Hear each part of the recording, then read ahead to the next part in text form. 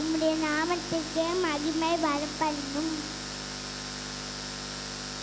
அவர்களுடைய தேவன் இப்பொழுது எங்கே என்று புறஜாதிகள் சொல்வானே.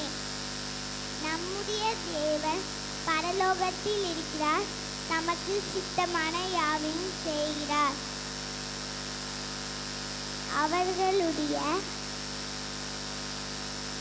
அவர்களுடைய விக்கிரகங்கள் வெள்ளி பொண்ணு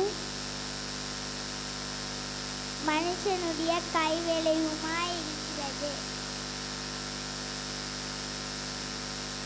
அவைகளுக்கு வாயிருந்து பேசாது, அவைகளுக்கு கண்ணிருந்தும் காணாது, அவைகளுக்கு காதிருந்தும் கேளாது, அவைகளுக்கு மூக்கிருந்தும் முகையாது, அவைகளுக்கு